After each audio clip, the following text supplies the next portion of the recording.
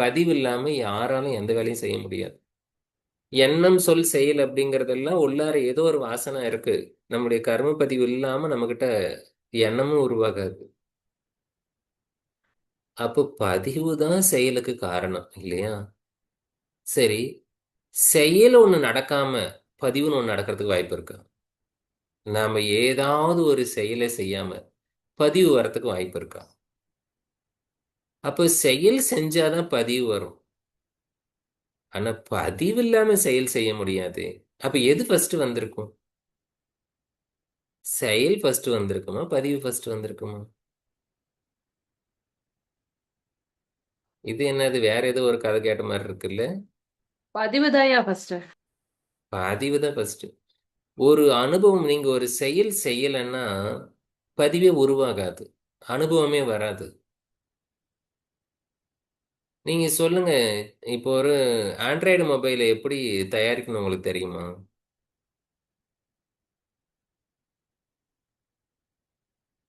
என்ன, உங்ககிட்ட பதிவு இல்லை, செயல் பண்ண முடியாது. ஸோ அது அந்த பதிவு எப்படி வந்திருக்கும் உனக்கு? ஒரு செயல் செஞ்சதை இப்போ நீங்க ரசம் வைக்கிறது எப்படின்னு உங்களுக்கு தெரியுமா? தெரியும், ஏன்னா அது பதிவில் இருக்கு, செயல் செஞ்சிருக்கும். அப்போ எங்க இருந்து ஆரம்பமானது செயலா, இது பதிவான்னு பார்த்தா, கோழிலேருந்து முட்டை வந்தா முட்டையிலேருந்து கோழி வந்ததா? ரெண்டுத்துக்கும் ஆன்சர் கிடையாது. ஒரு மரத்துல இருந்து விதை வந்துச்சா, விதையிலிருந்து மரம் வந்தது? ஆன்சர் கிடையாது. இதெல்லாம் திருமூலர் சிம்பிளா சொல்றாரு. இதெல்லாம் ரொம்பலாம் ஆராய்ச்சி பண்ணது. இதெல்லாம் எக்ஸிஸ்டன்ஸ், நான் எக்ஸிஸ்டன்ஸ், அதெல்லாம் ஏற்கனவே இருக்கும். அதெல்லாம் அவ்யக்தம், அன்மேனிஃபெஸ்ட். அதெல்லாம் எப்ப இறைவன் இருந்தானோ அப்பவே இதுவும் இருந்தது, கூடவே இருந்தது. அப்ப இந்த பதி பாசம்ங்கிறது என்ன, நாம நடுவுல முளைச்ச மாதிரி அதை ரிமூவ் பண்ணிங்கிறதுக்காக முயற்சி பண்ற மாதிரி நமக்கெல்லாம் ஒரு ஃபீல். சார் அதெல்லாம் அப்படியே இருக்கும், அதை ஒத்துக்கோங்க. திருமூலர் சிம்பிளா சொல்றாரு, அதெல்லாம் இருக்கும். உனக்கு என்ன வேலை? அதெல்லாம் விட்டுட்டு கவனிக்கிறதும் உன் வேலை. அதுக்கு என்ன வேணுங்கிறத அவர் சொல்றாரு பாருங்க. அது பதியினை போல் பசு பாச அனாதி. இந்த பசு பாசம் எப்பொழுதும் பதியை நெருங்கவே முடியாது. இந்த ஆணவம், கண்மை, மாயை இதெல்லாம் இறைவனை போய், உங்களுடைய பசு பாசம் இறைவனை போய் நெருங்கவே முடியவே முடியாது, தொட முடியாது. ஆனா நாலாவது வரியில கன்க்ளூட் பண்றாரு பாருங்க. பசு பாசம் போய் பதியினை அணுக முடியாதுங்க, நீங்க போய் எஜமான பார்க்க முடியாது. எஜமான பார்த்துட்டாருன்னு வச்சுக்கோங்களேன், இங்க நீங்க இருக்க மாட்டீங்க. பதி அணுகில் பசு பாசம் நில்லாவே. இறைவனுடைய அனுகிரகம், அருள் வந்துடுச்சுன்னா இந்த ஆணவ கர்ம மாயன்னு சொல்லக்கூடிய பசு பாசம் காணாம போயிடும். அதுதாங்க அருள் எல்லாம் இருக்கு, அவ்வுலகம் இல்லை அப்படின்னு சொன்னது. அப்ப இறைவனுடைய கருணை, கருணை நம் மீது வரணும். அந்த இறைவனுடைய கருணை வரத்துக்காக நீங்க சில வேலைகளை பண்ணுங்கன்னு சொல்றதுதாங்க இந்த வாழ்க்கை முறை. அதுக்காக இந்த யோகிகள் அந்த வழியில நின்று அவங்க போய் அது சேர்ந்ததுனால இந்த மாதிரி இருந்திருக்கு. அதுக்கு என்ன பண்ணணும்னு சொல்லியிருக்க, முயற்சி பண்ணியிருக்காங்கன்னா, மனிதன் அறத்தின் வழியில நிக்கணும். அது இறைவனுடைய தன்மை, அது தர்மம். அதை பிடிச்சுக்கிட்டா போதும், இறைவனுடைய கருணை வந்துடும். பதி அணுகில் பசு பாசம் நிக்காது. ஆனா பசு பாசம் போய் பதியெல்லாம் அணுகிற முடியாது. இதை சொல்லிக் கொடுக்கறதுக்காக தான் இந்த உபனிஷத்துக்கள் எல்லாமே முயற்சி பண்ணுது. ஏன்னா பசு பாசம்ங்கிறது எந்நேரம் பர்த் அண்ட் டெத் சைக்கிள், அடுத்து அடுத்து பிறவிகளை விளைச்சிக்கிட்டே இருக்கும். கர்மால இருந்து பதிவு கொடுத்துக்கிட்டே இருக்கும், பதிவுல இருந்து பதிவு கர்மா கொடுத்துக்கிட்டே இருக்கும். கண்ட்ரோல் பண்ணவே முடியாது. உட்காந்தீங்கன்னா போதும், அவ்வளோ. ரியலைசேஷன் பண்றதுக்கான டெக்னிக், டே நைட்டு தெரியாம, ராத்திரி பகல் தெரியாம நீங்க உட்காந்துக்கிறதுக்கான டெக்னிக்கெல்லாம் இது சொல்லிக் கொடுக்குது. அது ஒன்றும் இல்லை, உள்ளார உங்களுக்கு பிரம்மம் எப்படி இருக்கும், பிரம்மம் தான் ஒன்றும் எப்படி இருக்குன்னு தெரியாது. இப்போ நாம தான் பேசுறதுனால அது எதுவும் யூஸாக இருக்கான்னு கிடையாது. புத்தர் அதனால தான் பார்த்தாரு, அந்த சடங்கு முறை கிளாஸ் இருக்கிறது அதெல்லாம் வேணாம், நீ போய் கண்ணு மூடி உட்காருப்போ. அது எப்போ வருதோ அது அப்போ தானே உனக்கே புரிஞ்சிருப்போம். எதுக்கு நான் சொல்லிக்கிட்டு உனக்கு? ஆத்மா அப்படி இருக்கு இப்படி இருக்குன்னு சொல்லி நீ அந்த ஆத்மா ஒரு சொர்க்கா போல பூசணிக்கை போல கற்பனை பண்ணிட்டு உட்காந்துட்டு இருப்ப. கடைசியில் வந்து அந்த ஆத்மாவை நீ புரிஞ்சுக்கவே மாட்டேன். நான் சொல்றதை மட்டும் நீ கவனி, நீ போய் கண்ண மூடி உட்காரு, உன் மூச்சு காத்து கவனிச்சுட்டே இரு. அதுக்கப்புறம் அது உள்ளார போய் உணர்ச்சிகள் வரும், உணர்ச்சிகளையும் கவனிச்சுக்கிட்டே இரு, நீ இப்போ உனக்கு தெரிஞ்சிருப்பேன். அவ்வளவுதான். அந்த மாதிரி உள்ளார போய் தெரிஞ்சுக்கிறதுக்கு இருந்தாலும் இந்த வார்த்தைகளை போட்டு இந்த பிரம்மன், காடு, கான்சியஸ்னஸ் இப்படி எல்லாம் வார்த்தைகள் இருக்குங்க. அதெல்லாம் எதா இருந்தாலும் கடவுளை பத்தி சொல்லுதுன்னு உங்களுக்கு புரிஞ்சிடும். அவ்வளவுதான். குண்டலினி உபனிஷத்து. குண்டலினி உபனிஷத்து வந்து 68வது உபனிஷத்து, 108ல. இதுக்கு முன்னாடி பார்த்துமே 108ல எத்தனாவது உபனிஷத்து? ஸ்வேதாஸ்வதர உபனிஷத்து. சார் ஒரு தடவை பார்த்தோம் அதுக்காக போய் கேள்வி கேட்பீங்களா? ஆமா, இப்படி ஒரு தடவை பார்த்ததுல இருந்து தான் கேள்வி கேட்பாங்க. அதனால அதை நம்ம என்ன பண்ணோம், அடிக்கடி பார்த்து வச்சுக்கணும். நமக்கு ஒரு நினப்பு இருக்குங்க எப்பவுமே, இவங்க கிளாஸ் எடுத்து முடிச்சுட்டா அதோட இந்த பாடம் புரிஞ்சிருச்சு, நம்ம எக்ஸாம் போயிடும். இல்லை, இது வந்து ஒரு ஒரு கொளுத்தி போடுறது, கொளுத்தி போட்டு போறது சொல்லுவாங்க. அப்படி இப்படி இருக்கு, இதெல்லாம் பாருங்க பார்த்துக்கோங்க. அதுக்கப்புறம் அதை போய் நம்மளுடைய மனமானது ஒரு விஷயத்தை மீண்டும் மீண்டும் பார்க்கும்போது அதுவே பதிவாக்கி கொள்ளும். அவ்வளவுதான். இந்த பதிவாக்குறதுலாம் எதுக்கு அப்படின்னா, உண்மையிலேயே ஞானத்தின் பாதையில போறவங்களுக்கு இதெல்லாம் பதிவெல்லாம் வேண்டாம். இந்த பெறுவதெல்லாம் எதற்குன்னா, விடுவதற்காக தான், எரிக்கிறதற்காக தான். அதுக்கு தான் யக்ஞத்தை சொல்லி கொடுத்தாங்க. ஸ்வாஹா. நீ என்னென்ன செல்வங்கள்லாம் வேணும்னு நினைக்கிற எல்லாம் கேளு. ஆனா கேட்டு முடிச்சுட்டு கையில நெய்யை கொடுத்து ஸ்வாஹா ஊத்தி எரிச்சிருங்கிறாங்க. பத்தஞ்சலி யோக சூத்திரத்துல தெளிவு அப்படியே எழுதி வச்சிருப்பாரு, காம்ப்ரமைஸ் இல்லாம. சர்வஜ்ஞா திருத்துவம் ச, சர்வ வல்லமையும் வந்துருச்சு, சர்வ ஞானமும் வந்துருச்சு. தத் வைராகியா தபி தோஷ பீஜக்ஷய கைவல்யம் பாரு. என்னது சர்வ வல்லமை? சர்வ வல்லமைன்னு என்னன்னு தெரியுதானே? இந்த உலகத்தையே நம்ம கண்ட்ரோல் பண்ணலாம். நில்லுன்னா நிற்கும் சூரியன். உலகத்தையே நீங்க அப்படி இந்த பிரபஞ்சத்தை நிறுத்தக்கூடிய அளவுக்கு, நான் அசைந்தால் அசையும் அகிலம் எல்லாம் அப்படிங்கிற மாதிரி உங்களால் நிறுத்த முடியும். சர்வ வல்லமை இருக்கு, சர்வஜன், சர்வ ஞானம் இருக்கு, எல்லாம் வந்துடுச்சு. அவர் சிம்பிளா சொல்றாரு, அதையும் நீ விட்டுரு, அப்பதான் உனக்கு கைவல்யம். கைவல்யத்துக்கான டெபினிஷன் அதுதான். அந்த மாதிரி எல்லாம் பெற்றும் விடுவதற்கு தான். அப்ப இங்க படிக்கிறதெல்லாம் எதுக்குன்னா விடுறதுக்கு தான். படிக்கும் போது பதிவாகாதா சார்? ஆமா, பதிவாகும். அதுதான் நம்ம சொல்லிக் கொடு. இந்த உலகம் அப்படித்தானே இருக்கு. நம்ம எதுக்காக வந்திருக்கோம்? எங்கேயாவது பாரு, அஹ், உனக்கு ஆத்ம ஞானம், செல்ஃப் ரியலைசேஷன் வந்துருச்சுன்னா, அந்த செல்ஃப் ரியலைசேஷனை பத்தி நீ மற்றவங்களுக்கு சொல்லிக் கொடு. அப்படி சொல்லி கொடுத்தீங்கன்னா உனக்கு நான் சோறு போடுறேன் அப்படின்னா, நாம ஏன் போய் வேலைக்கு போய் நம்ம வேலையை மைண்ட்ல வச்சுட்டு இதை ஏன் மனப்பாடம் பண்ண போறோம்? டெக்னிக் மட்டும் சொல்லி கொடுப்போம். ஆசிரம லைஃப் யூனிட்ல படிச்சிருப்போம். மனிதன் எப்படி வாழணும் அப்படிங்கிற வாழ்க்கை முறையை இறைவன் வந்து நமக்கு சொல்லி கொடுத்ததா நம்மகிட்ட இருக்கு. இறைவனே நமக்கு மேனுவல் கைடு கொடுத்தான். ஆசிரம லைஃப், பிரம்மச்சரிய, கிரகஸ்த, வனப்பிரஸ்த, சந்நியாசம், அப்படி அதை கத்துக்கிட்டு போகணும். ஆனா நாம இங்க என்ன பண்றோம்? இங்க இந்த உலகியல் விஷயம் சார்ந்து எதெல்லாம் தெரிஞ்சு வச்சிருக்கோமோ அதுக்கு தகுந்த மாதிரி நம்மளுக்கு சம்பளம் கிடைக்குது, அதுக்காக நாம் போறோம். அப்படின்னா இதெல்லாம் கர்மபதியும் மனப்பாடம் தான் பண்ணணும். இதெல்லாம் மனப்பாடம் பண்றதுனால என்ன ஆகும்னா, எந்த நல்ல விஷயங்கள் மனப்பாடமாகுதேன்னு சந்தோஷப்படணும். இல்லைன்னா எத்தனையோ தேவையில்லாத விஷயங்கள் மனப்பாடமாகும். சிந்தனை பண்ணா சிந்திக்கும் போது இதை பத்தி சிந்தனை வரும். இல்லைன்னா ஏதோ பழைய சிந்தனை வந்துகிட்டு தான் இருக்கும். சிந்தனை இல்லாமல் இருக்க போவதில்லை. சண்டே 2 மணி நேரம் உட்காந்து இதெல்லாம் நம்மகிட்ட மாட்டிக்கிட்டு சித்திரவதை படணுமான்னா படணும். படலைன்னா அது எதையா ஒண்ணு சிந்தனை பண்ணி அது சித்திரவதை படுத்திக்கிட்டு தான் இருக்கு. அதனால இந்த வார்த்தைகள் எல்லாம் கொஞ்சம் கொஞ்சம் மனைவியில் நிறுத்துற அளவுக்கு பார்த்து வச்சிருங்க. இது 86வது உபனிஷத்து, யோக குண்டலினி உபனிஷத்து.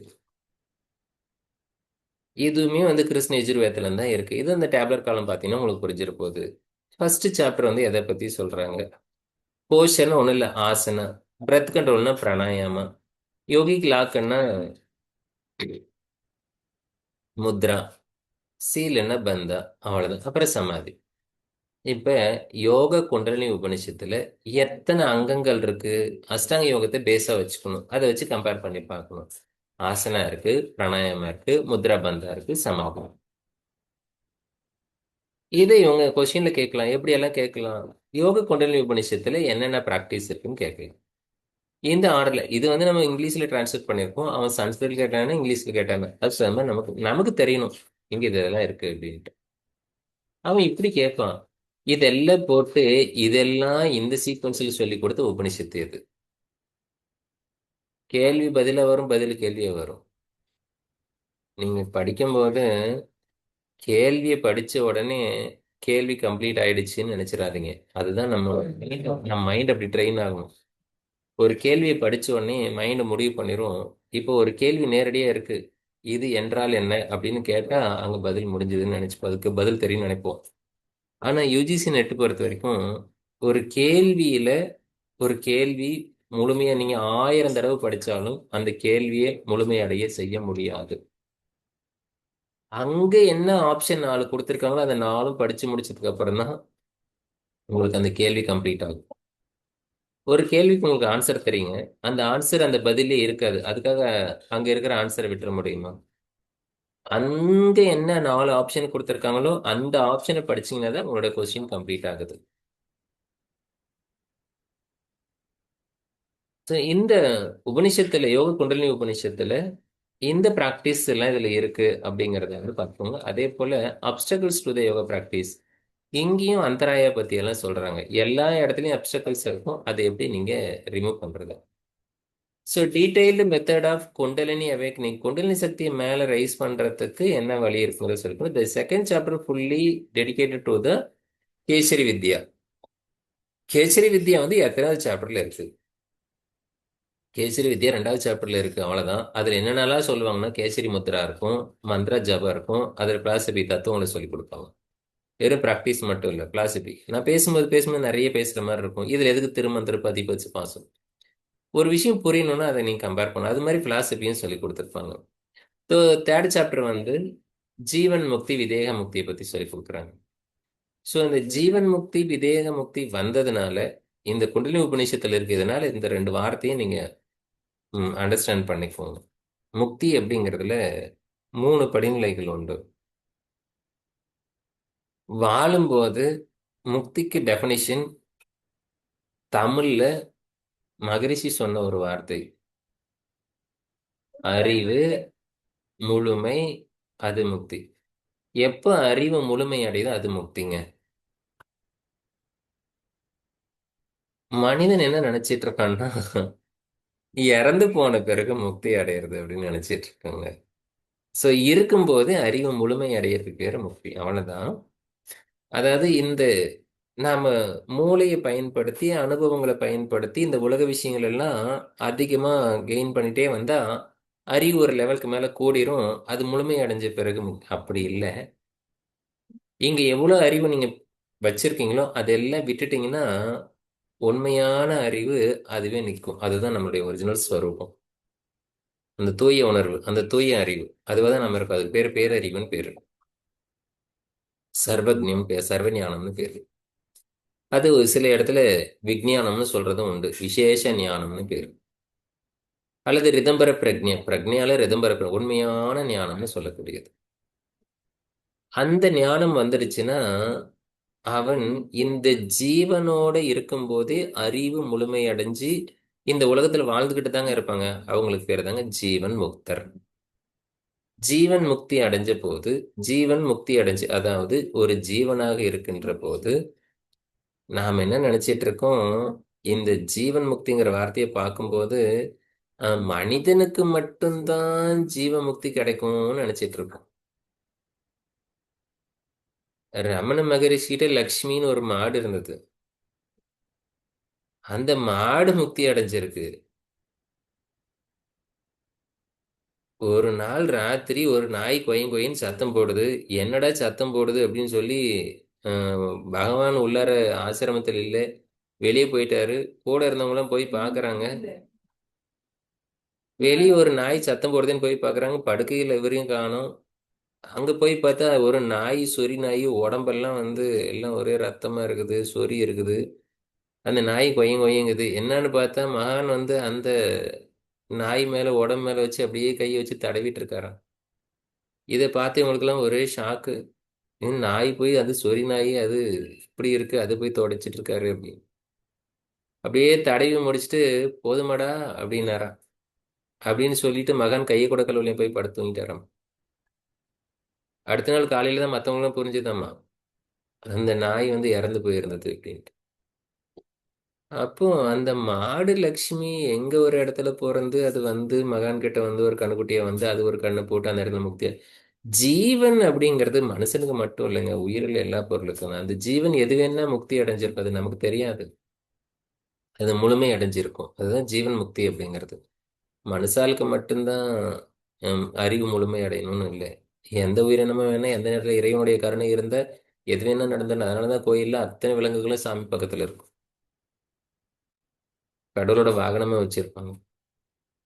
இப்ப இறைவனுக்கு வாகனமா இருந்தா முக்தி அடைஞ்சிடலாம் அப்படிங்கிறது. அதனாலதான் பக்தி மார்க்கம் உருவாங்க. பக்தி மார்க்கத்துக்கு இறைவன் கிட்ட பக்கத்துல சர்வீஸ் பண்ணணும் கொண்டு போனதுக்காகவே அதெல்லாம் கொண்டு வந்து கொடுத்துருப்பாங்க. நீ நாயாரு, நீ பன்னியாரு, என்ன வேணாரு, பண்ணி என்னோட வாகனம் தான் கொண்டு வந்து கூர்ம அவதாரம் கொண்டு வந்து வச்சுக்கிறேன், நீ எலியாரு கொண்டு வந்து நான் வச்சுக்கிறேன். கடவுள் இவ்வளவு பெரிய தத்துவம் அது உள்ளாரு. இது ஜீவன் முக்திங்கிறது ஒரு மைண்ட்ல வச்சுக்கோங்க. இந்த ஜீவன் முக்தி இருக்கக்கூடிய ஒரு ஜீவன் எப்பொழுது அந்த உடலை, அந்த பிரகிருதி தத்துவத்தை விட்டு விடுகிறதோ, அந்த பிரகிருதி தத்துவம்ங்கிறது ஒண்ணு இல்லை, தேகம் அமைக்கப்பட்டிருக்கிறது. இந்த தேகம் உடம்பு, அந்த தேகத்திலிருந்து விடுதலை பெறுவதுதான் விதேகம். அப்போ அந்த விதேகம்ங்கிறது தேகத்தை விட்ட பிறகு ஒரு ஒரு யோகி இருக்காங்க, அறிவு முழுமை அடைஞ்சிருச்சு, அவருக்கு பேரு ஜீவன் முக்தனாக இருக்காரு. அவரு அந்த கர்மாக்கள் முடிஞ்சதுக்கு அப்புறம் அந்த உடம்பை விட்டுருவாரு. அந்த உடம்பை விடுற நிலையில தான் அதுதான் விதேக முக்திங்கிறது. இந்த ரெண்டை பத்தி இந்த தேர்ட் சாப்டர் குண்டலினி உபநிஷத்துல நல்லா சொல்லி கொடுக்குது. இந்த முக்திகளை பத்தி நீங்க ஒரு அபிப்பிராயத்தை மைண்ட்ல வச்சுக்கோங்க. இது இந்த உபநிஷத்துல இருக்குன்னு வச்சுக்கோங்க. இதுதான் நீங்க புரிஞ்சுக்க வேண்டியதும் ஃபியூச்சர்ல உங்களுடைய வாழ்க்கையில நீங்க அப்ளிகேஷன் கொண்டு வர்றது. இது ரெண்டு தான் மைண்ட்ல இருக்கணும். வாழும்போது ஜீவனா இருக்கும்போதே முக்தி அடைஞ்சிடணும். விதேகம் இறந்த பிறகெல்லாம் முக்தி அடைய முடியாது. இருக்கும்போது இறைவனை உணர்ந்தாதான் இறந்த பிறகு இறைவனை அடைய முடியும். இருக்கும்போதே இறைவனோட தன்மையில பழகி பழகி ஆழ்ந்து போகணும். அப்படி இல்லைன்னா இறந்த பிறகு போய் இறைவனை போய் எங்க இறைவனடி சேர்ந்தான்னு போஸ்ட் அடிக்கிறது, வீண் போஸ்டர் போயிடும். 500 ரூபா வீண தண்டத்துக்கு ஃப்ளெக்ஸ் அடிக்கிறதுக்கு செலவாகி போயிடும். ம்.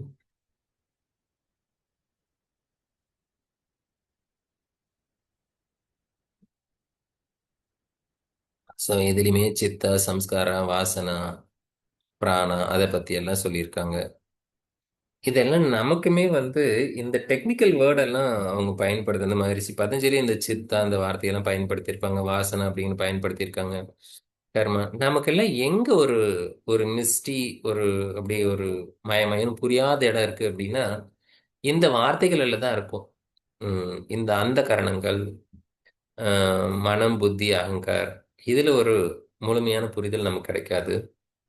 அதே போல இந்த கர்மா, கர்மாசயம், வாசனா, இது என்ன ஒன்றும் இல்லை, தமிழ்ல அழகான வார்த்தை அது. வேதாத்ரி மகரிஷி என்னால கோட் பண்ணாம இருக்க முடியல. அவர் மாதிரி அதை எளிமைப்படுத்தின வார்த்தைகள் கொண்டு வந்து யாருமே இல்லை. வினை பதிவுங்க அந்த வார்த்தை. வினைன்னு ஒண்ணு இருக்கு, ஒரு செயல்னு ஒண்ணு இருக்கு, அந்த செயல்ல ஒரு அனுபவம் வரும், அது பதிவாயிடுங்க, அவ்வளவுதாங்க வினை பதிவு.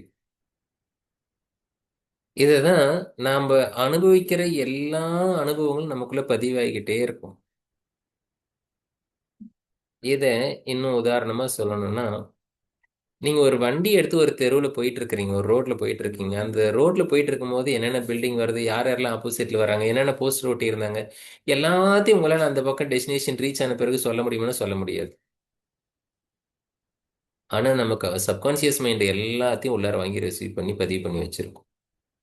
அதுதான் அந்த சப்கான்சியஸ் மைண்ட். உங்க கண்ணுல பட்ட அத்தனை விஷயம், உங்க காதுல எத்தனை ஆறு அடிச்சாங்களோ அத்தனையும் பதிவு உள்ளார வாங்கி வச்சிருக்கும். அதுதான் சித்தம்ங்கிறது. அனுபவிக்கிற நான் பேசுற அந்த ஒரு வார்த்தை கூட உங்களுக்கு மிஸ் ஆகாம உள்ளார பதிவாகிக்கிட்டே இருக்கும். அது உங்களுக்கு மீண்டும் எடுக்க முடியாம இருக்கலாம், ஆனா அதுக்காக பதிவு இல்லாம ஆயிடாது. இப்படி உள்ளார பதிவு பண்ணிட்டே இருக்குங்க சித்தம். அதுல இருந்து பதிவானது எல்லாமே வெளியே வராது. நமக்கு மூளைன்னு ஒண்ணு இருக்குல்ல பாருங்க. இந்த மூளை நம்ம எல்லாம் ப்ராசஸ் பண்றது, என்சான் உடம்புக்கு சிரசே பிரதானம், அதுல மூளை தான் இருக்கு, மூளை தான் எல்லாம் செயல்படுது. அப்படின்ட்டு. மூளை வந்து ஒரு ஃபில்டருங்க. அவ்வளவுதான். இப்போ உங்க ஃபோன் என்ன பண்ணும்? உங்க ஃபோன் ஒரு ஃபில்டர் பண்ணும். எப்படி ஃபில்டர் பண்ணும்? இப்ப நீங்க ஒரு நம்பருக்கு கால் பண்றீங்க. 10 நம்பரை நீங்க டயல் பண்ணுவீங்க. 10 நம்பர் டயல் பண்ணா ஒரு பர்டிகுலர் மொபைலுக்கு போகும். நீங்க கால் பண்றது இந்த உலகத்துல, இந்த பிரபஞ்சத்துல அந்த மொபைலுக்கு தகவல் வந்து அந்த 10 நம்பருக்கு கூடிய ஒரு மொபைலை கனெக்ட் பண்ணிருக்கீங்க. அந்த மொபைல் கிட்ட போகுது. இப்போ உதாரணத்துக்கு நீங்க கால் பண்ணீங்க. அந்த தகவல் ஒரு சேட்டலைட் போகும். ஒரு ஆண்டனா போகும். ஆண்டனால இருந்து சேட்டலைட் போகும். சேட்டலைட்ல இருந்து அதனுடைய கண்ட்ரோல் ரூம் போகும். அந்த கண்ட்ரோல் ரூம் மறுபடியும் அது சேட்டலைட் போயிட்டு மறுபடியும் அந்த மொபைல் இருக்கிற இடத்துக்கு போய் தேடுது. உலகம் ஃபுல்லா அந்த மொபைல் எங்க இருக்குங்கிறத தேடி கண்டுபிடிச்சிருச்சு. இப்ப நீங்க ஹலோ சொன்னீங்கன்னா அதுல அந்த பக்கம் அவங்க ஆன் பண்ணிட்டாங்கன்னா ஹலோ சொல்லும். இப்ப நீங்க கால் பண்ண கால் மட்டும்தான் அந்த மொபைல் கிட்ட போயிருக்குமா? இந்த உலகத்துல இப்ப யாரெல்லாம் கால் பண்ணாங்களோ அத்தனை பேரோட கால் வாய்ஸும் அது பக்கத்துல கேட்டுக்கிட்டு தான் இருக்கும். அத்தனை வாய்ஸும் அந்த போன்ல கேட்டா நீங்க எப்படி பேசுறத காதுல கேட்க முடியும்? அப்ப அந்த மொபைல் என்ன பண்ணும்னா, எத்தனை ஆயிரம் கோடிக்கணக்கான வாய்ஸ் இருந்தாலும் அத்தனை எல்லாம் ஃபில்டர் பண்ணி உங்க வாய்ஸை மட்டும் அலோவ் பண்ணா அதுக்கு பேரு மொபைல் போனுங்க. அதே மாதிரி இந்த சித்தமானது உள்ளார எல்லா பதிவுகளையும் உள்ளார வச்சிருக்கு. அது வெளிப்படும் போது எல்லாத்தையும் வெளிப்பட ஆரம்பிச்சா நாம எப்படி பொழைக்கிறது? ஒண்ணும் இல்லைங்க. சாப்பிடணும்னு ஒரு நினைப்பு வருது, தண்ணி குடிக்கணும்னு ஒரு நினைப்பு வருது, குளிக்கணும்னு ஒரு நினைப்பு வருது. எதங்க பண்றது?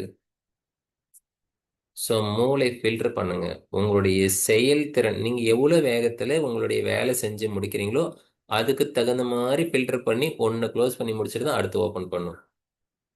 இப்ப மூளை அப்படிங்கிறது ஒரு ஃபில்டர் தானே. நமக்கு நினைவுங்கிறதே வந்து ஒரு ஃபில்டர் தான். இதுல நம்ம மெமரி கெப்பாசிட்டி இன்க்ரீஸ் ஆகணும்னு ஆசைப்படுறோம். அப்படின்னா என்ன அர்த்தம்? அடி அடிக்கு கொடுக்கணும்னு அர்த்தம். மெமரி பவர் அதிகமா இருக்கிறவங்க எல்லாம் பைத்தியமா தான் தெரிஞ்சிட்டு இருப்பாங்க. நீங்க பாருங்க, ஒருத்தர் மெமரி பவர் அதிகமா இருக்கு அப்படின்னா ஒரு நல்ல டாக்டரேட் படிச்சிருக்காரு, கோல்டு மெடலிஸ்ட் வாங்கியிருக்காங்க. அவரோட தன்னோட வாழ்க்கையில போய் பாருங்க, அவர் மைண்ட் அடி அடிக்கு மாறிக்கிட்டே இருக்கும். மெமரி பண்ணி அந்த மைண்ட் அடி அடிக்கு ஒரு விஷயங்களை மாத்தி மாத்தி எடுத்து கொடுத்து கொடுத்து பழகுனதுனால ஒரு விஷயம் பேசிட்டு இருக்கும்போது இன்னொரு விஷயத்துக்கு ஸ்கிப் ஆயிடுவாங்க. இத புத்தர் வந்து ஒரு இடத்துல ஒரு கதையில சொல்றது உண்டு. இந்த சம்ஸ்காரத்துல இருந்து சித்தம் எப்படி ஒர்க் ஆகுது அப்படின்ட்டு. ஒருவன் ஒரு மரத்தடியில உட்காந்து தன் கையில சாப்பாடு ஒரு தட்டுல வச்சுக்கிட்டு சாப்பிட்டுட்டு இருக்கான். அந்த நேரம் வழிய ஒருத்தன் நடந்து வரான். வந்தவன் சாப்பிட்டுட்டு இருக்கிறவன அப்படியே வெறிச்சோடி பார்த்துட்டு இருக்கிறான். பார்த்துட்டு இருக்கவனை பார்த்த உடனே என்னடா நம்ம இப்படி சாப்பிட்றத இவன் இப்படி பார்க்கறானே, ரொம்ப பசியில் இருப்பான் பொழுது, நம்மளோட கொடூரமான பசியில் இருப்பான் பொழுதுன்னு சொல்லி சாப்பாடு அவன் கையில கொடுத்துட்டாரு. வாங்கணும்னு வாங்கின வேகத்துல அந்த சாப்பாடை வேக வேகமா சாப்பிட்டான். 4 வாய் சாப்பிட்டு முடிக்கல. அதுக்குள்ள அவனுக்கு சாப்பிடணுங்கிற நினைப்பு மறந்து போச்சு. குளிக்கணுங்கிற நினைப்பு வந்துடுச்சு. கையில இருந்த சாப்பாடெல்லாம் தட்டுல இருந்தெல்லாம் அள்ளி உடம்பெல்லாம் பூசிக்கிட்டான்.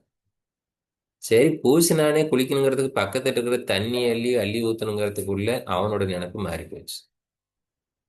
யாரோ ஒருத்தனை அடிக்க வராங்கிறது போல இவருக்கு நினைப்பு வந்துச்சு. அது யாரான்னு பார்த்தா முன்னாடி எதுவும் சாப்பாடு கொடுத்துவேன். அவன் சாப்பாடு கொடுத்தவங்கிறதெல்லாம் மறந்து போச்சு. நாம சாப்பாடு கொடுத்தா தேங்க்ஸ் தான் சொல்லணும். இவன் என்ன பண்ண, தட்டிலேயே ஓங்கி அவனை அடிச்சான். இப்போ அடிய வாங்கினவன் என்னடா இவன் அடிச்சிட்டான்னு யோசனை பண்ணி பார்த்தா அவன் அதுக்குள்ள அவனை என்ன பண்றது? இப்ப புரியுதா நமக்கு? அவனோட நினப்பு அடி அடிக்கு மாறிக்கிட்டே இருக்குதுன்னு புரிஞ்சிச்சு. ஸோ இப்ப நினப்பு மாறிட்டே இருக்கிறவன என்ன சொல்லுவோம் நாம? பைத்தியம்னு சொல்லுவோம். கன்க்ளூட் பண்ணிட்டோம் அவன் பைத்தியம் அப்படின்ட்டு. கண்ணை மூடி உக்காந்தா நம்மளுடைய நினப்பெல்லாம் ஒண்ணு நிக்க மாட்டேங்குது, அடி அடிக்கு மாறிக்கிட்டே இருக்குது. அப்ப இந்த மைண்டுக்கும் அந்த மைண்டுக்கும் என்ன வித்தியாசம்? அப்போ அளவுகள்ல தான் வித்தியாசம். அப்போ இந்த சித்தமானது உள்ளாரக்கூடிய எல்லா பதிவுகளும் உள்ளார வச்சுக்கும். அதுல இருந்து விருத்தி ஆகுது பாருங்க. அந்த விருத்தி தான் சித்த விருத்தி. அந்த விருத்தியை ஃபில்டர் பண்ணி கொடுக்கறது தான் நமக்கு மூளை ஒரு இன்ஸ்ட்ருமெண்ட். மனாஸ் அப்படின்னு இருக்கு. சித்தம், மனாஸ். இதுல அகங்காரம் அது அனுபவிக்கிறது யாரு யாருன்னு கேட்டீங்கன்னா நான் அனுபவிச்சுட்டு இருக்கோம். அதுதான் அகங்காரங்கிறது. இதுல வெறும் கான்சியஸ்னஸ் உள்ளார இருக்கக்கூடிய அந்த தகவலை மட்டும் எடுத்தீங்கன்னா புத்தி. இந்த 4 அந்த கரணங்களும் எதுல பிரதிபலிக்குது அப்படின்னா உள்ள இருக்கிற புருஷன் ஆத்மாவில இருந்து பிரதிபலிக்குது. அந்த புருஷாதான் நாம இதெல்லாம் பிரதிபலிப்புன்னு தெரியணும். அப்பதான் இந்த அந்த கரணங்கள் புரியும் முதல்ல. புற கரணங்களாகிய கண்ணு, காது, மூக்கு, நாக்கு, இதெல்லாம் தோல், இதெல்லாம் தகவலை வெளியிலிருந்து கொண்டு வர கருவிகள். அது போல உள்ளார செயல்படுகின்ற இந்த 4 அந்த கரணங்கள். இந்த 4 அந்த கரணங்கள் இருக்கக்கூடிய பதிவு உள்ளார இருக்கிறத நம்ம சம்ஸ்காரான்னு சொல்றோம். அல்லது சித்தம் சொல்றோம். வினை பதிவு. வினையினால பதிவானது. எந்த வினை பதிவு இருந்தாலும் அது ஏதாவது ஒண்ணு வெளிப்பட்டுச்சுன்னா அந்த வினைப்பதிவு பலனை கொடுக்குதுன்னு அர்த்தம். மீண்டும் வந்துச்சுன்னா, இப்ப நம்ம படிக்கிறது 86வது உபனிஷத்து, 108 உபனிஷத்துல அப்படின்னு யோக குண்டலினி உபனிஷத்தை சொல்ல முடிஞ்சதுன்னா அது வினைப்பதிவோட கர்ம பலன். இந்த வினைப்பதிவை சிம்பிளா சொன்னா வினைன்னு சொல்லிடலாம். அது கர்மான்னு பேர். அப்ப அது கர்ம பலன். ஃப்ரூட் அப்படிங்கிற வார்த்தையை தமிழ்ல பயன்படுத்துவோம். ஒரு பலன், ஒரு விதை இருக்கு, அதுல இருந்து ஒரு பலன் கிடைக்குதுன்னா நம்ம தமிழ்ல பலன்னு சொல்றோம், பெனிஃபிட்னு சொல்றோம்.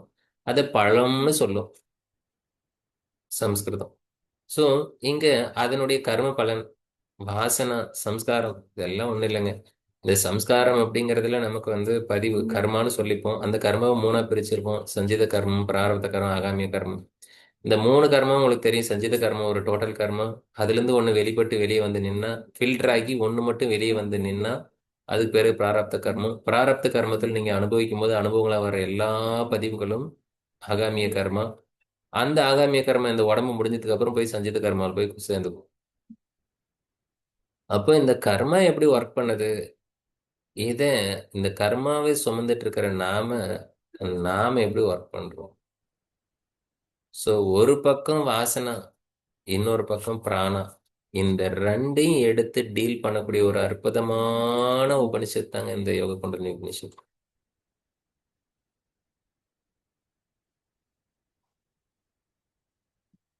இந்த ரெண்டு விஷயத்தை வச்சுட்டு தான் வினைப்பதிவு. வினைப்பதிவு இந்த வார்த்தையை இந்த உபனிஷத்தை ஏன் சிம்பிளிஃபைடு குண்டலினி யோகான்னு சொல்றோம் அப்படின்னா, இந்த வாசனை எடுத்துட்டு மகரிஷி கொடுக்குறாரு. ஒரே ஒரு வார்த்தை அப்படின்னு நச்சுன்னு அப்படியே தலைமையில யாராவது ஒருத்தர் ஓங்கி நங்குன்னு கொட்டினா எப்படி இருக்கணும் அப்படின்னு. அப்படியே ஒரே வார்த்தை தான்: வினைப்பதிவே தேகம் கண்டாய். அது எவ்வளவு பெரிய வார்த்தை தெரியுங்களா? அதுக்குள்ளதான் இருக்கு இந்த குண்டலினி உபனிஷத்து ஃபுல்லா.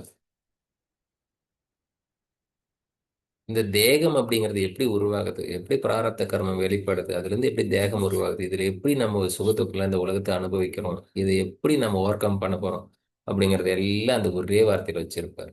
அதுதான் இந்த யோக குண்டலினி உபனிஷத்து வச்சிருக்கு.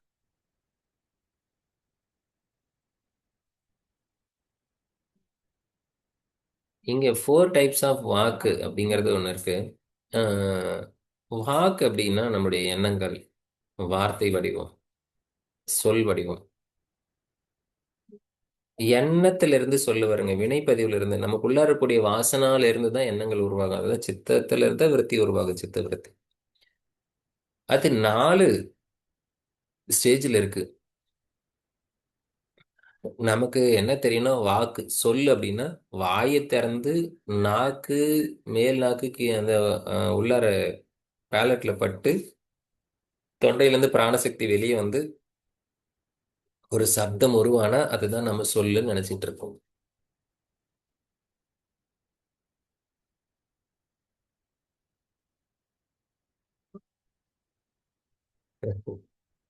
ரமண மகரிஷி பயன்படுத்துற ஒரு அதிகமான வார்த்தை என்னன்னா, பேசாம இரு, பேசாம இரு அப்படின்னு.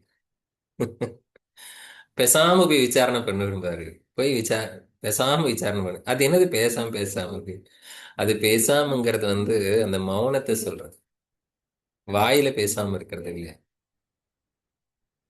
அந்த சித்தவருத்தியை நிரோதம் பண்றது. அப்பதான் ததா திரஷ்டு ஸ்வரூபி அவஸ்தானம் அந்த நிலை போக முடியும். அந்த அந்த வாக்கை 4 ஸ்டேஜில் இங்க கொடுத்திருப்பாங்க: பர, பஷ்யந்தி, மத்தியமா, வைகாரி அப்படிங்கிற. இந்த வைகாரி அப்படிங்கிறது தான் நாம இப்ப பேசிட்டு இருக்கிறது, வார்த்தையில் சப்தத்துல சொல்லிட்டு இருக்கிறது. இந்த சப்தத்துல சொல்றதுல உங்க காது வழியா ரீச் ஆகுது. மத்தியமா அப்படிங்கிறது உதட்டு மட்டும் நுணுங்கும். நீங்க என்னை உத்து கவனிச்சீங்கன்னா நான் பேசுற சவுண்டு காதுல கேட்காது, ஆனா என் வாய் அசைவுகள் இருக்கும். இப்ப நம்மளுக்கு மைக் ரிப்பேரா இருந்தா பேசாத கம்மியா கேக்குது இல்ல, அந்த மாதிரி. பஷ்யந்தி பார்க்க மட்டும்தான் முடியும் அந்த சவுண்டு. பர அப்படிங்கிறது வந்து நினைக்கிறது உள்ளார் இருக்கிறது. இப்படி நாலு இதை வந்து மகரிஷி ரொம்ப எளிமையா சொல்லியிருப்பாரு. மூணு மௌனமா சொல்லியிருப்பாரு மௌனத்துல. கருவி மௌனம், வாக்கு மௌனம், அதுக்கப்புறம் மகா மௌனம். இப்படி மௌனங்களை வந்து பிரிச்சு கொடுத்துருப்பாங்க.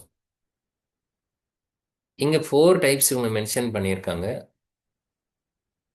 பர, பஷ்யந்தி, மத்தியம, வைகாரி. இதெல்லாம் இன்னும் ஹதயோகா டெக்ஸ்ட்ல போய் டீட்டெயிலாக படிக்க போறோம். ஏன்னா இந்த உபனிஷத்துக்கெல்லாம் எப்படி ப்ராக்டிஸா கொண்டு வர்றது அப்படின்றத ஹதயோகால ப்ராக்டிஸில் தான் இருக்கு. அதுக்கு தியரி இங்க இருக்குன்னு ஞாபகம் வச்சுக்கோங்க.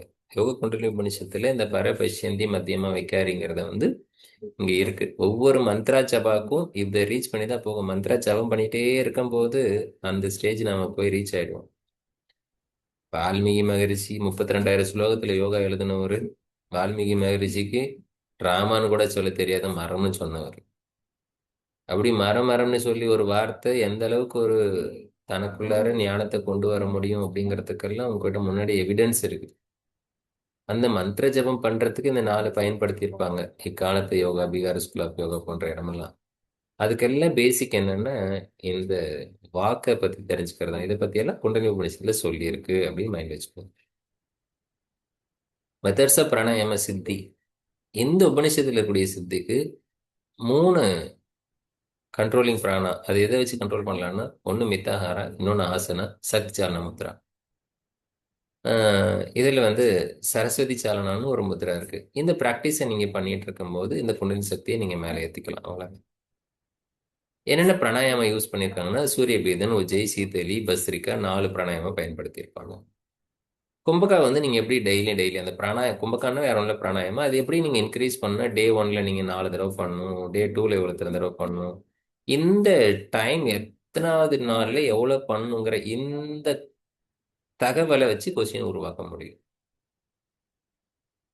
அப்படி நீங்க பண்ணும்போது இது கூட என்னென்னலாம் பண்ணணும்னா, இந்த பிராணாயாம கும்பகா பண்ணும்போது மூலபந்தம் பண்ணணும், உட்டியான பந்தம் பண்ணணும், ஜலந்தர பந்தம், இந்த 3 பந்தங்களும் பண்ணணும். அப்படிங்கிறது அது ஒரு நாளைக்கு எத்தனை தடவை பண்ணணும், அப்புறம் அது எப்படி 5 டைம்ஸா இன்க்ரீஸ் பண்ணணும், 5 தடவை இன்க்ரீஸ் பண்ணணும்னு சொன்ன உபனிஷத்து அது.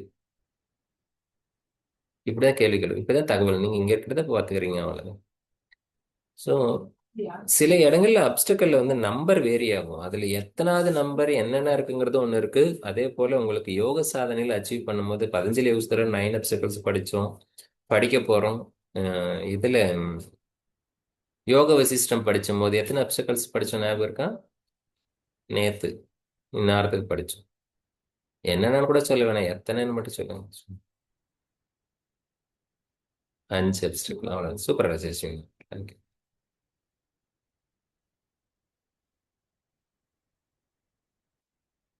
ராஜேஷ் சொல்றேன். ம். ம். ம். ஓகே.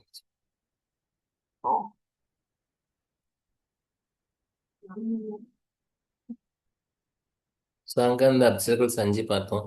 இங்கே 10. அவ்வளோதான். யோகா ப்ராக்டிஸ் பண்ணும்போது உங்களுக்கு என்னென்ன தடைகள் வரும்,